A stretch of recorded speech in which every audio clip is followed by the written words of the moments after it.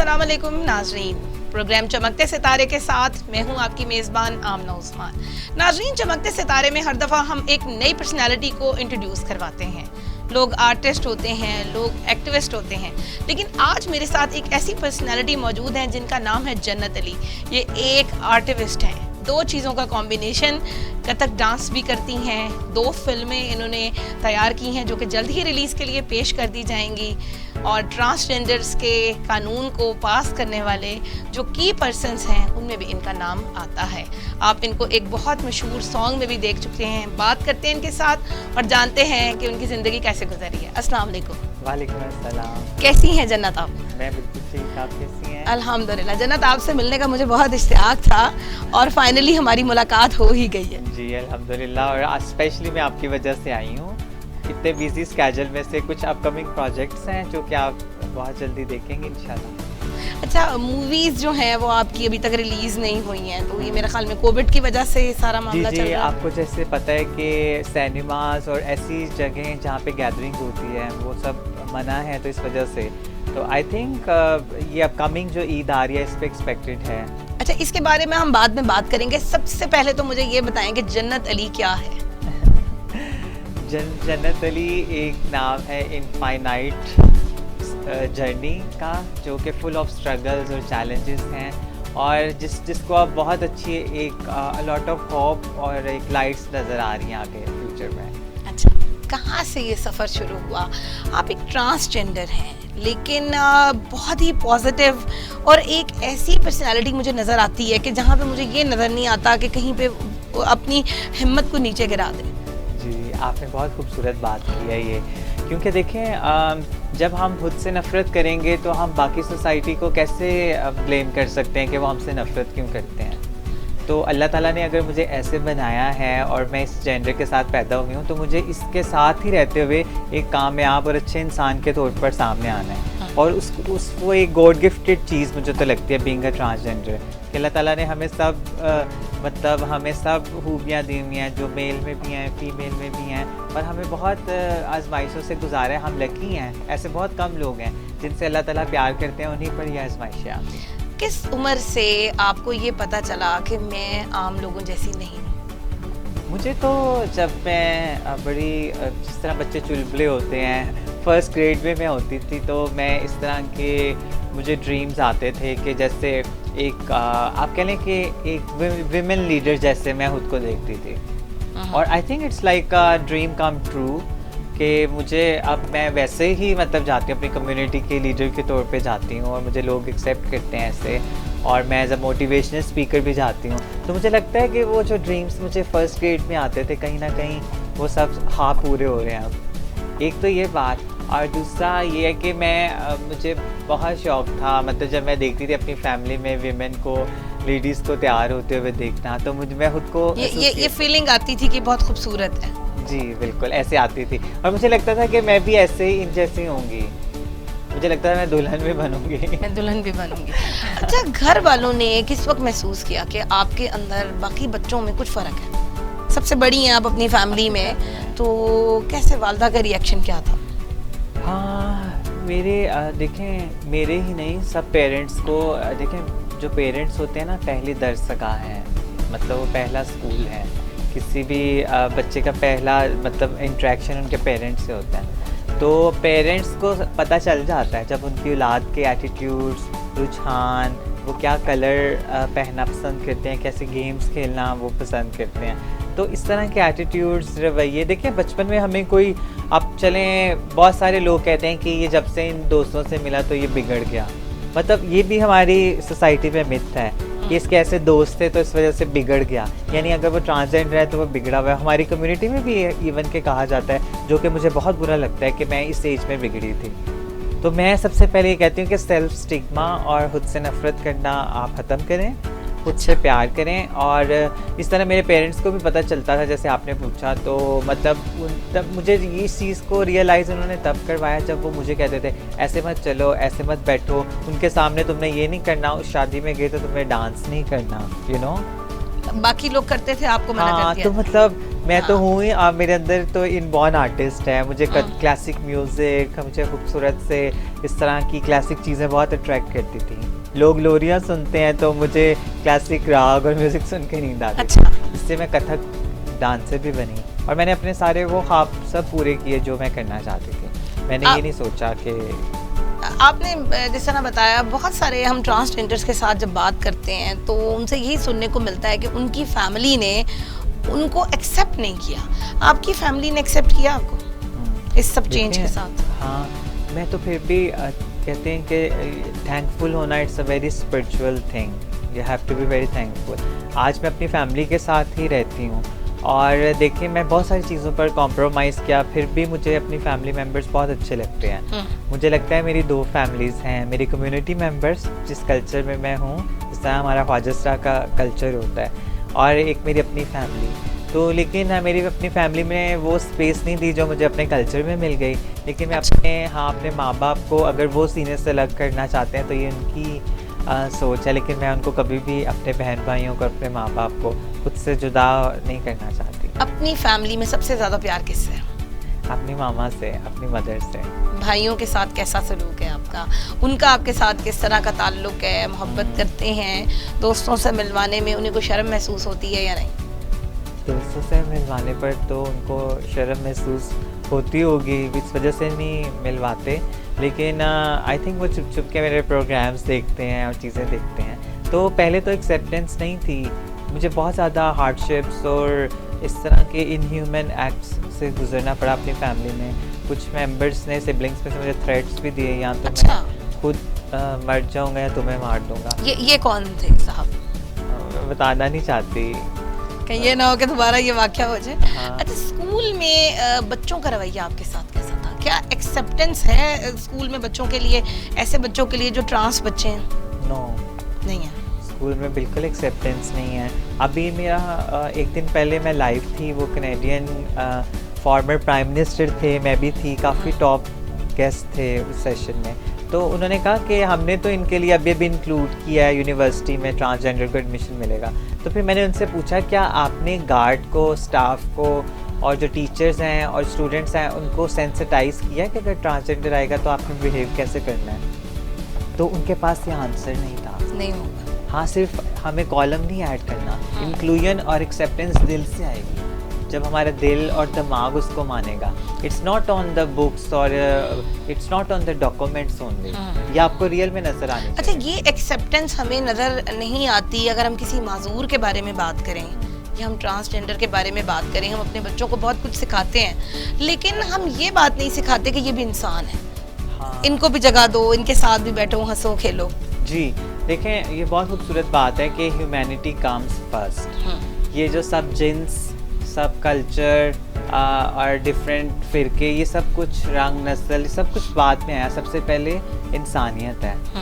लोगों को अगर ये चीज़ समझ आ जाएगी तो आई थिंक ज़िंदगी बहुत खूबसूरत हो जाएगी और सोसाइटी में पीस भी आ जाएगा। मुझे लगता है कि एक वजह ये है कि हम स्पेसेस ही नहीं दे पाते, लोगों को हम स्पेसेस नहीं दे पाते। और अगर क्या वजह है इसकी?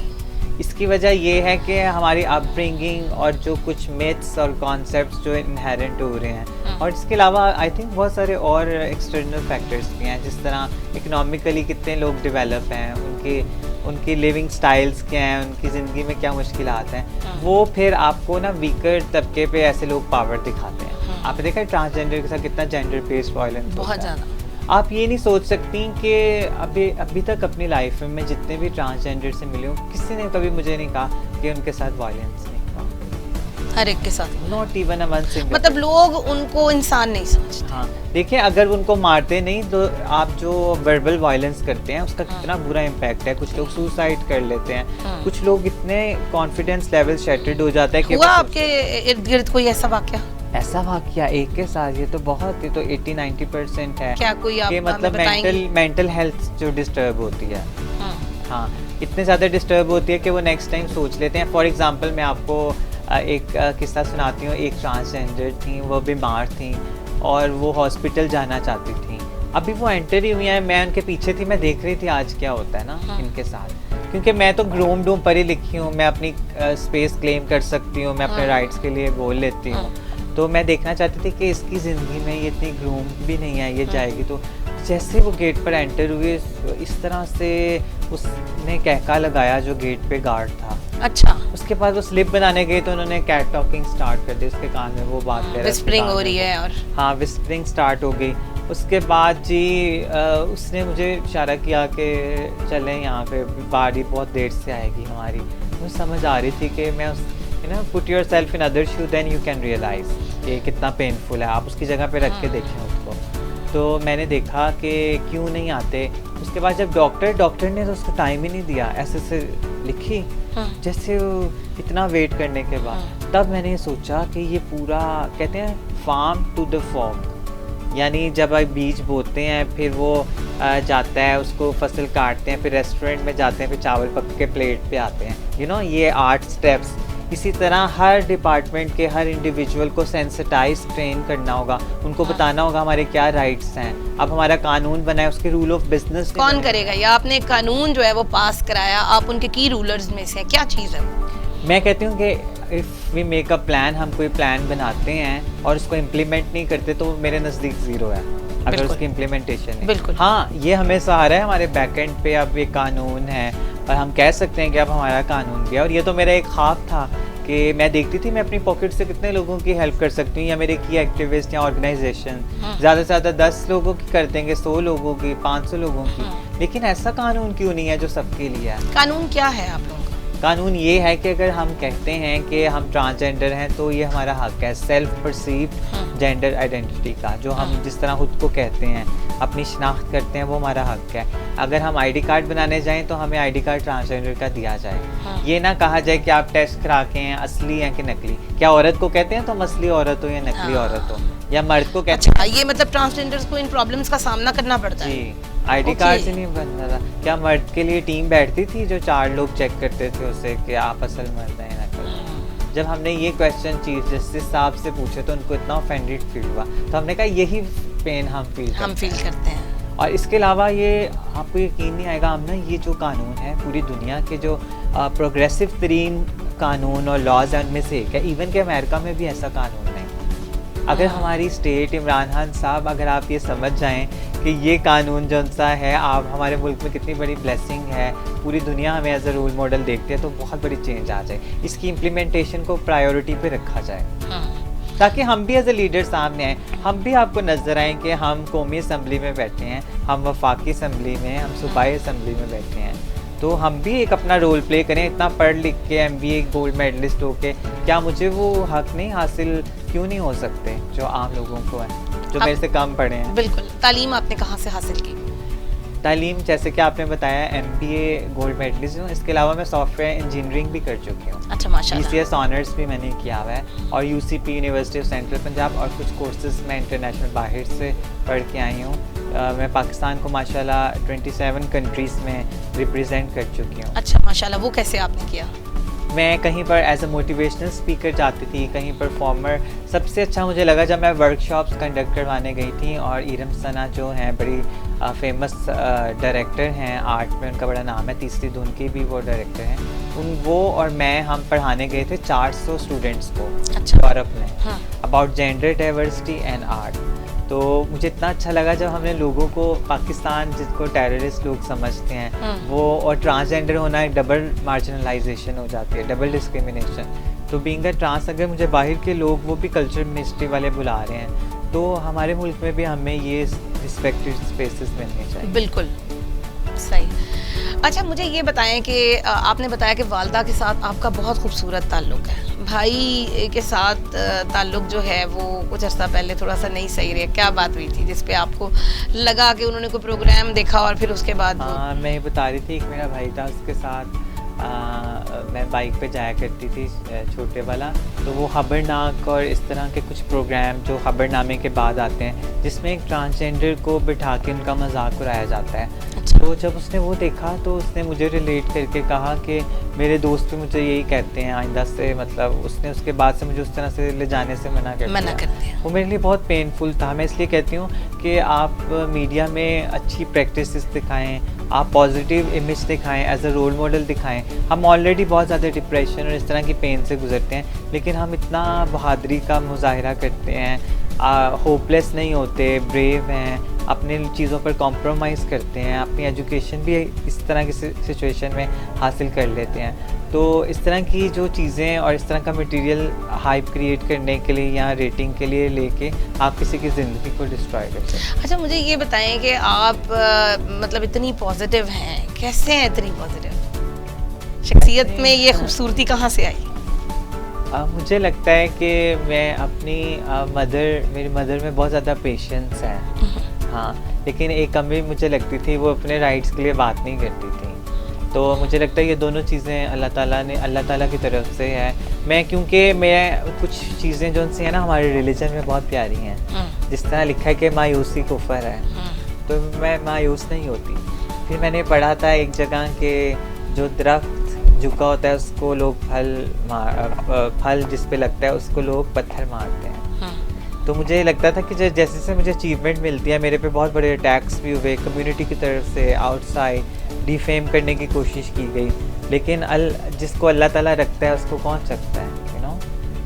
इज़्ज़त और ज़िल्लत तो अल्लाह ताला के हाथ में है। आपकी ज़िंदगी में कभी कोई ऐसा वाक़या हुआ हो कि जो आपको अभी तक भूलता नहीं है, तकलीफ़ पहुंचाई उस वाक़ये ने? बहुत सारे ऐसे वाक़ये हैं, लेकिन जैसे मैंने आपको बताया कि मैं अपनी एनर्जी उनसे पॉजिटिव साइड पे रखती हूँ, लेकिन वो वाक़ये इतने ज़ालिम होते हैं कुछ, जो कि आपकी रूह को हिला देते हैं। कुछ ऐसे वाक़यात भी होते हैं। क्या हुआ था? अपनी ज़िंदगी की तो मैं बात नहीं करूँगी वो मैं काफ़ी बात कर चुकी हूँ। एक वाक़या हुआ था जिसमें एक ट्रांसजेंडर का वो किसी को पसंद करती थी, उससे प्यार करने लग गई थी, और उस इंसान ने ही उसको इतनी बुरी तरीके से उसका कत्ल किया। अच्छा। हाँ, और उसके पीसीस कर दिए, जिस्म के कोई जानवर के साथ भी ये सलूक नहीं करता, उसके पीसेस करके वो बैग पे ले जा रहा था और उस टाइम पकड़ा गया। आप उसे जानती थी उस ट्रांसजेंडर को? जी, वो मेरी एक कम्युनिटी मेंबर की आगे से चेला और स्टूडेंट थी। अच्छा, लाइफ में आपके अपने साथ कोई ऐसी चीज़ हुई हो जो मतलब आपको बहुत हर्ट करती है अभी तक? हाँ, मुझे कुछ चीज़ें बहुत हर्ट करती हैं। उनमें से एक ये है कि जब मतलब खुशियाँ आती हैं तो उसमें आप अपने ट्रांस बच्चों को छुपा देते हैं। जो मतलब आपके घर वाले भी आपको छुपा देते हैं? हाँ, जब मुझे छुपा देते हैं। बाहर मैं एज अ रोल मॉडल जाती हूँ, लेकिन जब मेरे घर वाले मुझे मेरी जेंडर की वजह से छुपा देते हैं तो वो बहुत मुझे पेनफुल लगता है। मुझे लगता है कि बाहर जो अप्रिसिएशन मिल रही है, अगर यहाँ मिलती तो मैं शायद इससे भी मज़ीद आगे कुछ कर सकती थी, लेकिन वो दिन इंशाल्लाह आएगा जब वो मेरे साथ चलेंगे, हाथ पकड़ के। मुझे उम्मीद है कि इंशाल्लाह आपके लिए ये दिन बहुत जल्दी आएगा। और जन्नत के साथ हमने बातचीत की और बहुत कुछ जानने का मौका मिला कि इनके माजी में क्या चल रहा था, मुस्तकबिल के बारे में जानते हैं। लेकिन ये सब कुछ एक ब्रेक के बाद, ब्रेक की जानिब चलते हैं और स्टे ट्यून्ड। वेलकम बैक नाजरीन, और जन्नत के मुस्तकबिल के बारे में जानते हैं कि मुस्तकबिल में ये क्या करना चाहती हैं, क्या करना चाहती हैं? मुस्तकबिल में आई थिंक बहुत सारी चीज़ें हैं। मुझे लगता है अपने आजकल तो आइडियाज़ वैसे शेयर नहीं करने चाहिए। लोग चोरी कर लेते हैं। मैंने शेयर किए हैं और उनका खाना खराब करके लोगों ने इतने बुरे तरीके से किया। आप रैंडमली हमें बता दें कि क्या सोचती हैं, कहाँ पहुँचना चाहती हैं, वो ख्वाहिशात जो आपने अभी तक पूरी नहीं की? अल्हम्दुलिल्लाह, I am not very lucky. जो मेरे ड्रीम्स हैं वो मैंने अपनी ज़िंदगी में पूरे किए हैं। अभी रिसेंटली मैं एक बहुत बड़ी अनाउंसमेंट आज इस शो में करने लगी हूँ। अब मेरा एक और ड्रीम था कि ट्रांसजेंडर बाकी लोगों के इंटरव्यू करें, मतलब और एक प्रोफेशनल वे में करें, ये नहीं कि बस उस तरह बैठ के और इंटरव्यू कर दिया। तो बहुत जल्दी आप मेरा एक चैनल लॉन्च हो रहा है जन्नत अली ऑफिशियल के नाम से, और जिसमें आप मेरे शो जर्नी विद जन्नत देखेंगे। इसमें जितने भी टॉप सेलिब्रिटीज़ हैं, अपने अपने टॉप लॉयर्स, पॉलिटिशियंस और जो इन्फ्लुएंसर्स हैं, तो वो आएंगे, मैं उनका इंटरव्यू करूँगा। अच्छा, मुझे ये बताएं, क्या ऐसा होता है कि ट्रांसजेंडर्स भी दूसरे ट्रांसजेंडर से जेलस होता है या ऐसा बहुत ज़्यादा होता है? यानी खवातीन वाली आदत इधर भी है? बिल्कुल, ट्रांस वुमेन है तो वो फैक्टर तो डेफिनेटली आता है। और क्योंकि हमारी कम्युनिटी कम है, जो ग्रास रूट लेवल पे है ना लोग, वो बहुत खुश होते हैं। वो ऐसे, अब अगर आप मेरे साथ इशारे पर जाएंगी ना तो आप कहेंगे जन्नत बड़ी मॉडर्न है, इतनी पढ़ी लिखी, इतने मुल्कों में जा चुकी है, लेकिन जब मैं ड्राइव कर रही होंगी, जब आप मेरे साथ इशारे पे जाएंगी, मुझे सबके नाम आते होंगे। अच्छा, आप सिग्नल पे। उनसे मिलती होंगी? मैं और उनसे मिलती हूँ, मैं उनको गाड़ी में बिठा लेती हूँ, कभी हम फ्रूट चाट खा लेते हैं, फिर उनको ड्रॉप कर देती हूँ दोबारा सिग्नल पर। क्या कहना चाहेंगी ऐसे लोगों के बारे में जो कि सड़कों पे एज ए ट्रांस गाना गाते हैं या भीख मांगते हैं मेकअप करके ख़वातीन के मुखौटों में, या वो स्टेज पे नाचते हैं जाकर और शो वगैरह करते हैं? आपको लगता है कि ये ठीक है या कोई और भी वो इज़्ज़त वाली जॉब भी कर सकते हैं? हाँ, मेरी बात सुने, इक्विटी और इक्वालिटी दो चीज़ें हैं। हम इक्वालिटी तो चाहिए, हमें बराबरी, और इक्विटी भी चाहिए कि वो जगह जो आप दूसरों को दे रहे हैं वो ट्रांस को भी दें। यू नो, क्या आप उनको वो रिस्पेक्ट दे रहे हैं? मैं आपसे क्वेश्चन पूछती हूँ, वो क्यों बैगिंग करते हैं, आप बताएं। इसलिए कि उन्हें काम नहीं मिलता। जी, क्योंकि आप एक बच्चे को ही आप सीने से अलग कर दें बचपन में, जब उसको पढ़ाने लिखाने उसकी तरबियत के टाइम है, और मिलवा नहीं रहे लोगों हाँ, और फिर आप स्कूल नहीं भेज रहे, फिर कहते हैं पढ़े लिखे नहीं, नौकरियां नहीं मिलती। और फिर जिस तरह मैं पढ़ लिख के इतना सामने आई तो मुझे इतनी चैलेंजेस फेस, और गोल्ड मेडल डिस्टिंक्शन लिए हुई। अच्छा, आपने फिल्म इंडस्ट्री में भी काम किया, 2 मूवीज़ में काम किया है, कौन कौन सी मूवीज़ में काम किया? एक मेरी रंग इश्के दा फिल्म आ रही है परवेज़ कलीम साहब के साथ। अच्छा। और एक मेरी कच्ची फिल्म रिलीज हुई है, कच्ची के नाम से, short कच्ची के नाम से। हाँ। अच्छा, और इसके अलावा आपने एक गाने में भी काम किया मायरा खान के साथ। जी, शुएब मंसूर साहब जिनका बहुत बड़ा नाम है माशाल्लाह, बहुत अजीम हस्ती हैं, उनके साथ, और सुपरस्टार माहिरा खान, बहुत अच्छा एक्सपीरियंस रहा। कैसा पाया आपने उनको अपने साथ? मेरे साथ तो बहुत अच्छी इनकी केमिस्ट्री थी, जब भी मतलब ब्रेक आती थी हम मिलके गपशप करते थे, बड़ा अच्छा कम्युनिकेशन लेवल है, और मुझे तो लगा ही नहीं we are meeting for the first time, हमें बहुत अच्छी केमिस्ट्री रही। शुएब मंसूर के साथ आपने काम किया, क्या सीखने को मिला? ये मैं बहुत इम्पॉर्टेंट बात बताने लगी हूँ। देखें, हमें सिर्फ बुलाना ही नहीं मकसद, जब उन्होंने बुलाया एक ट्रांस को एज अ वुमन दिखाया, और इंटरनेशनल वीमेन डे पर, और उन्होंने हमें वो सेम इक्वल स्पेस दी, मैं तो उनको सैल्यूट मतलब ऑन स्क्रीन देती हूँ कि उन्होंने, अगर माहिरा खान के हाफ लिरिक्स थे तो हाफ लिरिक्स हमारे थे ट्रांसजेंडर के, तो उन्होंने दिखाया ये इक्वालिटी। और उन्होंने कभी भी, बहुत जगह पे मैं 1-2 जगह काम कर रही थी, मैं उनका नाम नहीं लूँगी, लेकिन वक्त आने पे देखूँगी जब स्क्रीन पे आएगा कि मुझे क्या कहना है। लेकिन मैंने देखा कि मेरी जेंडर की वजह से जब मेरे से कुछ लोग इनसिक्योर हो जाते थे, मेरा रोल कट कर दिया जाता था, या मुझे उस ग्रुप से अलग दिखाया जाता था। कभी कभी ट्रांसजेंडर बड़े गुड लुकिंग होते हैं और यू नो टैलेंटेड, और मैं कथक डांसर भी हूँ, तो कुछ शूट्स में मेरा ज़्यादा अच्छी प्रेजेंस आ रही थी, तो कभी कभी फीमेल भी अनफॉर्चुनेटली वो हाँ हो जाती हैं कि एक ट्रांस होकर मेरे से अच्छी लग रही हैं, तो ये कथक डांस में आपका उस्ताद कौन है? हाँ, मेरे उस्ताद 3 हैं। सबसे पहले एमी इमनवाल थी, फिर मैडम पन्ना, और फिर मैडम नाहीद सदीकी के साथ काम किया आपने, कैसा रहा? मेरे टीचर हैं वो। अच्छा। बेशक उन्होंने मुझे 2 मंथ्स सिखाया चित्रकार में, मैं उनके पास जाती थी, लेकिन आज मेरे बैठने का पोस्चर, मेरी बॉडी लैंग्वेज, और एक बहुत पॉजिटिव चेंज, जो उनकी छोटी छोटी बातें मैं अभी भी फॉलो करती हूँ, और उसने मेरी पर्सनैलिटी डेवलपमेंट में बहुत इंपॉर्टेंट रोल प्ले किया। कथक डांस कहाँ करती हैं?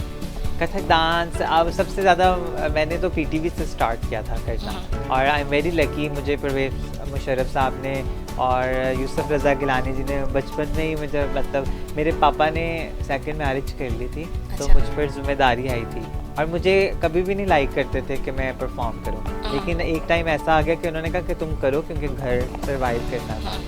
और फिर मैं छुप के बैक एंड पे रहते हुए करते करते अचानक से सामने आई, और श्रीलंका के प्रेसिडेंट आए थे, उनके सामने मैंने वाने सदर में परफॉर्म किया। अच्छा। और मैं बहुत सारी कंट्रीज़ में परफॉर्म किया, 24-25 कंट्री में, जहाँ माइकल जैक्सन, मैडोना और नुसरत फ़तेह अली खान साहब मरहूम परफॉर्म कर चुके हैं।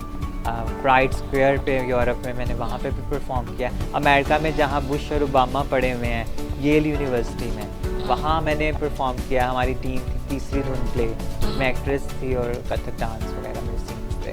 तो इस तरह टेक्सास में, अमेरिका में, यूनिवर्सिटी ऑफ टेक्सास के अंदर मेन हॉल में, तो अल्हम्दुलिल्लाह। अच्छा, कथक डांस अगर आपसे कोई सीखना चाहे, क्या किस तरह आपसे रब्ता किया जा सकता है? हाँ, मेरे तो इंस्टाग्राम पर भी पेज हैं जन्नत अली ऑफिशियल, लेकिन मेरी लाइफ बहुत बिजी है, तो बहुत जल्दी आप मुझे देखेंगे। जिस तरह कुछ परफॉर्मर्स हैं वो ऑनलाइन ट्यूटोरियल्स और इस तरह की चीज़ें कर रहे हैं। तो मैंने भी सोचा हुआ है कि जब मैं बहुत मेरे अंदर एनर्जी कम हो जाएगी या कुछ, तो फिर मैं इस तरह के ट्यूटोरियल्स एपिसोड्स वगैरह ऑन एयर करूँगी जिसमें मैं सिखा सकूँ। क्योंकि ये आपने इल्म जो है ना, कुछ लोग सीख के वो समझते हैं कि ये शेयर करने से कम होगा, लेकिन ये हमेशा ज़्यादा होता है, ज़्यादा होता है। हमेशा। आप कभी भी अगर आप इनसिक्योर होते हैं ना, तो आपकी दिमाग की कमज़ोरी है, आपके अंदर सेल्फ कॉन्फिडेंस नहीं है। बहुत खूबसूरत आपने बात की है कि इल्म एक ऐसी चीज़ है कि इसको जितना बांटा जाए उतना बढ़ता है। इसीलिए मैं वापस आई थी, वरना मैं अमेरिका या यूरोप में नेशनैलिटी लेके बैठ जाती। इतने मुल्कों में मैं गई, मुझे ऑफर भी हुई, लेकिन अपने मुल्क में आके वापस इम्प्लीमेंट करना और फिर रिवॉर्ड भी ना मिल रहा हो, वैसा रिटर्न भी ना हो, फिर भी आपके अंदर पैट्रियाटिज़म हो, तो आई थिंक ये इस चीज़ का मुझे लगता है मेरे से क्वेश्चन होगा। मैं अपनी जिम्मेदारी बहुत अच्छे तरीके से निभाऊँ। क्या मैसेज देना चाहेंगी उन लोगों को, उन माँ बाप को जो कि अपने ट्रांस बच्चों को एक्सेप्ट नहीं करते, या वो लोग जो अपनी कम्युनिटी में ट्रांसजेंडर्स को एक्सेप्ट नहीं करते? क्या मैसेज है आपका? मैं तो ये बताना चाहती हूँ कि जब खुशियाँ आती हैं, ईद के दिन आते हैं या कुछ, और तब आप अगर उनके पास जाएं और उनको देखें वो किस तरह से धारे मार के रोते हैं, उनके माँ बाप सब लोग खुशियाँ मनाते हैं और वो अकेले बैठे होते हैं, तो कभी भी अपने बच्चों को सीने से लग ना करें। आप उन्हें इतनी जालिम दुनिया में फेंक देते हैं जहाँ पे नशे, जहाँ पे रेप और जहाँ पे कोई अच्छी उनको अपॉर्चुनिटी नहीं मिलती, और फिर उन्हीं को आप स्टिग्माटाइज भी करते हैं। तो एक इंसान का कत्ल हो जाए तो पूरी इंसानियत का कत्ल है, तो वो तो फिर भी आपके जिगर के टुकड़े हैं। उनको अपनाएं, लोगों की बातों को छोड़ें। अगर लोगों की बातें सुनेंगे तो फिर काफ़ी पेनफुल है। जी, तो नाज़रीन, आपने देखा कि जन्नत ने कितनी खूबसूरत बात की है कि अगर एक इंसान का कत्ल हो जाए तो वो इंसानियत का कत्ल होता है। तो ये तो फिर भी आपके जिगर के टुकड़े हैं, इनको एक्सेप्ट ज़रूर करें। मुझे उम्मीद है कि ये प्रोग्राम आपको बहुत पसंद आया होगा। अपनी आरा से हमें ज़रूर आगाह कीजिएगा। तब तक के लिए चमकते सितारे की इस एपिसोड के साथ अपनी होस्ट आमना उस्मान को इजाज़त दीजिए।